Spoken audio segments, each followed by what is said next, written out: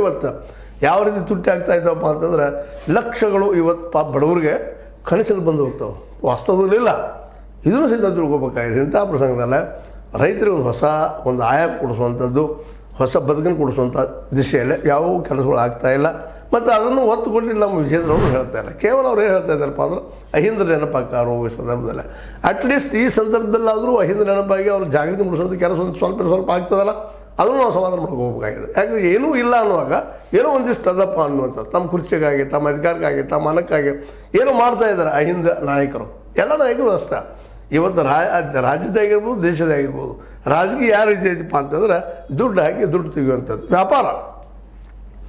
ಯಾಕಂದ್ರೆ ಈಗ ವ್ಯಾಪಾರೀಕರಣ ಮಾಡಿದಿರಿ, ಖಾಸಗೀಕರಣ ಮಾಡಿದಿರಿ, ಮಾನಿಟೈಸೇಷನ್ ಮಾಡಿದಿರಿ, ಮತ್ತೆ ನಾವು ಮಾಡಿದಿರಿ, ಮಾಡಿ ಒಟ್ಟಿನಲ್ಲಿ ಪ್ರೈವೇಟ್ ಕೈಗೆ ಹೋಗಿ ಎಲ್ಲ ಮಾಡಿ ಕೂತಿದ್ದೀವಿ. ಇವತ್ತು ಇವರು ನಮ್ಮ ಸರ್ಕಾರಿ ಶಾಲೆಗಳಾಗಿರ್ಬೋದು, ಮತ್ತೇನಾಗಿರ್ಬೋದು. ಯಾಕಂದ್ರೆ ಶಿಕ್ಷಣದಲ್ಲಿ ಪ್ರೈವೇಟೈಸೇಷನ್ ಬರಬಾರ್ದಾಗಿತ್ತು, ದುರಂತ ಬಂದು ಹೋಗಿಬಿಡ್ತು.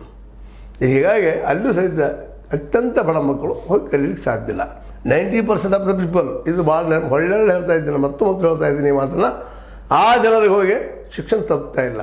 ಇಲ್ಲೊಬ್ಬರು ಏನೋ ಕೆಲವೊಂದು ಪ್ರಯತ್ನ ಮಾಡ್ತಾ ಇದ್ದಾರೆ ಖಾಸಗಿಯಲ್ಲೇ, ಅದ್ರ ಪಾಪ ಅವ್ರಿಗೆ ಶಕ್ತಿ ಸಾಲ್ತಾ ಇಲ್ಲ. ಯಾಕೆಂದರೆ ಎಲ್ಲ ದುಡ್ಡು ಹಾಕಿ ಖಾಸಗಿ ನಡೆಸೋಕ್ಕೆ ಸಾಧ್ಯ, ಒಂದು ಸ್ವಲ್ಪ ತೊಗೊಳ್ಬೇಕಾಗ್ತದೆ. ಆ ಸ್ವಲ್ಪ ಆದರೂ ಕೊಡೋ ಶಕ್ತಿ ಇವತ್ತು ಬಡವರಲ್ಲಿ ಇಲ್ಲ. ಸರ್ಕಾರ ಅಂತ ಹೆಚ್ಚುವರಿ ಶಿಕ್ಷಕರಿಲ್ಲದಂತೆ ತೆಗೆದು ಹಾಕ್ತಾ ಇದ್ದಾರೆ. ಗ್ರಾಮೀಣ ಮಟ್ಟದಲ್ಲಿ ಸ್ಕೂಲ್ಗಳು ಬಂದ್ ಆಗ್ತಾ ಇದ್ದಾವೆ.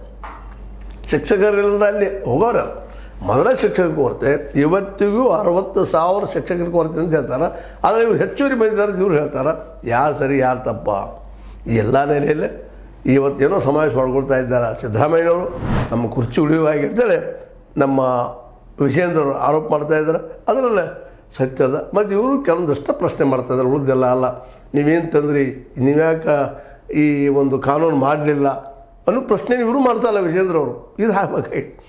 ರೈತರಿಗೆ ಬೆಂಬಲ ಬೆಲೆ ಕಾನೂನು ಯಾಕೆ ಮಾಡ್ತಾ ಇಲ್ಲ ಅಂತ ಕೇಳಬೇಕು. ಇವರು ಕೇಳೋದಿಲ್ಲ, ಯಾಕೆ ಇವ್ರಿಗೂ ಬೇಡಾಗ್ಯದ. ಅದು ಒಟ್ಟಾರೆಯಾಗಿ ಏನೂ ಇರಲಿ, ಇವತ್ತಿನಲ್ಲಿ ಸಮಾವೇಶ ಆಗೋದು ನಿಶ್ಚಿತ. ಅದೇನಾಗ್ತದೆ ಅದನ್ನು ಮುಂದಿನ ಸಮಯದಲ್ಲಿ ನಿಮಗೆ ಚರ್ಚೆ ಮಾಡ್ತಾ, ಕೇವಲ ಬರೀ ಘೋಷಣೆಗಳ ಒಂದು ಫಂಕ್ಷನ್ ಆಗ್ತದೋ ಏನಾಗ್ತದೆ ನೋಡೋಣ ಅಂತ ಹೇಳ್ತಾರೆ. ನಿಮಗೆ ಲೈಕ್ ಆಗಿರ್ಬೋದು, ಲೈಕ್ ಮಾಡಿ, ಶೇರ್ ಮಾಡಿ, ಕಮೆಂಟ್ ಮಾಡಿ, ಜೊತೆ ಸಬ್ಸ್ಕ್ರೈಬ್ ನಿಲ್ಲಿಸಬೇಡ್ರಿ. H60 ನ್ಯೂಸ್ ಅರ್ಥಾತ್ ಸೀತಾರಾಮ ಸತ್ಯ ಕೈಗಳಲ್ಲಿ ವಂದನೆಗಳು.